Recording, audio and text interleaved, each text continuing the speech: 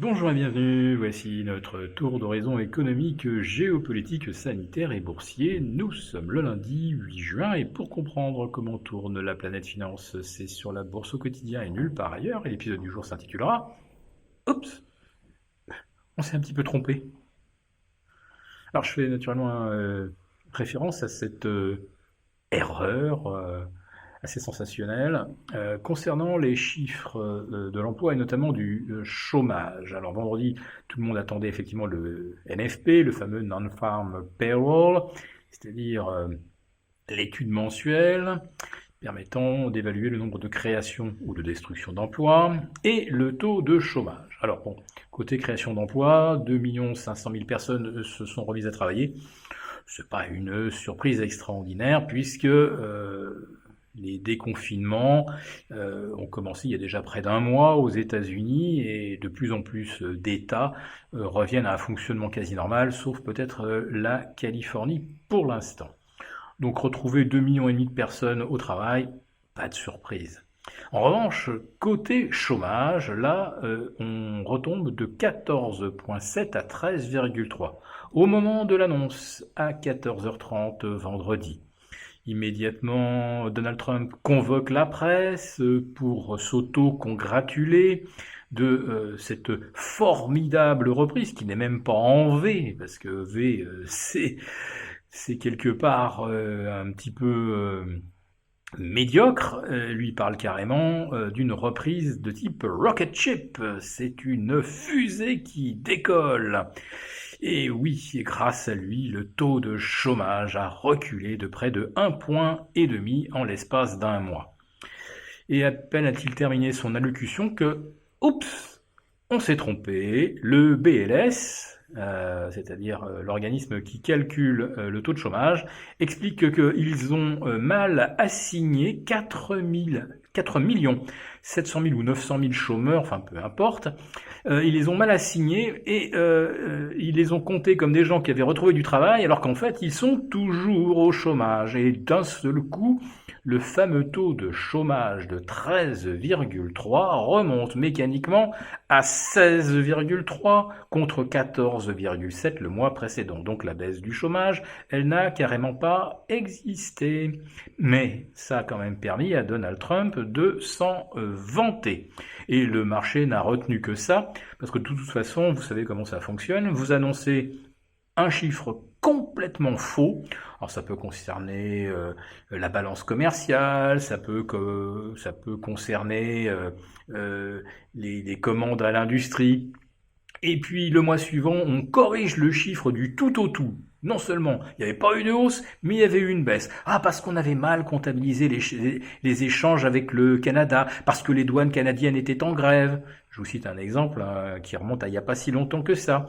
Le moral, ah oui, mais on avait extrapolé par rapport au mois précédent ou par rapport à la saisonnalité. En fait, le moral n'avait pas progressé, non, il avait reculé. Mais ce n'est pas grave parce que de toute façon, le coup, il est joué. Vous pouvez toujours ensuite démentir, prouver que le chiffre était faux. Ça ne change rien. Quand vous avez envoyé le Dow Jones 3,5% plus haut, c'est pas un correctif qui va le faire retomber. Et puis en fait, tout fonctionne comme ça depuis maintenant près de 2 mois. Vous avez eu les deux commentaires d'autosatisfaction de Gilead concernant le remdesivir. Le marché explose à chaque fois. Et puis quand vous lisez en détail l'article, vous apercevez que il s'agit d'études préliminaires, de résultats possibles, possiblement ça a amélioré l'état des patients. En fait, après ça, on s'aperçoit à l'étude suivante qu'il n'y a pas eu d'amélioration. Alors, le coup suivant, Gilead nous explique que non, le remdesivir ne soigne pas le coronavirus, parce que maintenant, c'est sûr, ça n'a aucun effet. Mais on explique que ça va permettre aux gens convalescents, c'est-à-dire ceux qui ont passé le cap de la contamination et des pathologies les plus alarmantes, ça va leur permettre d'avoir une une convalescence plus rapide. Puis en fait, quand on lit bien l'article, on s'aperçoit que peut-être ça améliore effectivement l'état de certains patients, mais il y a peut-être des biais liés à d'autres pathologies, liés à d'autres prises de médicaments. En fait, on n'en sait rien. La seule chose que le marché a payé, c'était le gros titre. On a trouvé le médicament anti-Covid. On a trouvé que dalle. Ensuite, vous avez les vaccins, tout d'abord de Moderna, puis de Novavax. Donc on vous dit, ça y est, le vaccin contre le Covid bientôt disponible. Alors, le marché paye comme si ce vaccin allait être mis en vente dès le 1er juillet. Et en fait, quand vous lisez les études, non, on est en phase 1, sur un échantillon restreint de patients, extrêmement restreint même. Et il va falloir passer à la phase 2, la mener jusqu'à son terme, puis la phase 3, puis obtenir le feu vert de la FDA. Tout ça nous emmène en janvier ou en février 2021, à une époque où le Covid aura peut-être totalement disparu et où le vaccin sera complètement inutile. Mais c'est pas grave, le marché à chaque fois paye l'effet d'annonce. Alors, vous dites, alors le marché est complètement imbécile. S'il ne sait pas lire un commentaire jusqu'au bout, s'il ne sait pas interpréter, c'est que le marché est complètement imbécile. Non, le marché n'est pas imbécile, c'est simplement qu'il n'y a pas de marché. Vous avez la banque centrale qui injecte de l'argent et cet argent arrive directement, on va dire, dans le système de gestion de BlackRock, Goldman Sachs, JP Morgan, Citigroup, etc.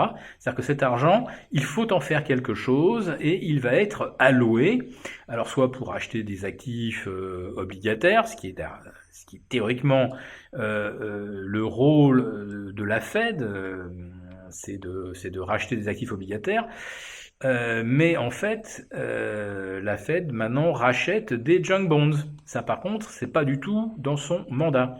Par contre, pour les BlackRock, les Goldman Sachs, etc., ça fait partie du business quotidien. Alors, quand vous voyez arriver de l'argent et que vous avez en plus de ça l'instruction de soutenir certaines entreprises, bon, je ne sais pas où se situe la frontière entre le délit d'initié et la manipulation, mais je dirais que là, on a un joyeux mélange des genres. Autrement dit, la Fed avertit qu'il va y avoir de l'argent, donne instruction pour que certaines catégories obligataires soient achetées plutôt que d'autres, et ceux qui savent ce qu'ils vont devoir acheter savent par avance exactement ce qui va se passer sur le marché. Donc voilà, je dis c'est un joyeux mélange des genres entre manipulation et délit d'initié. Alors tout ça, en accumulant tous ces effets d'annonce, on a réussi à tirer le marché 44% plus haut.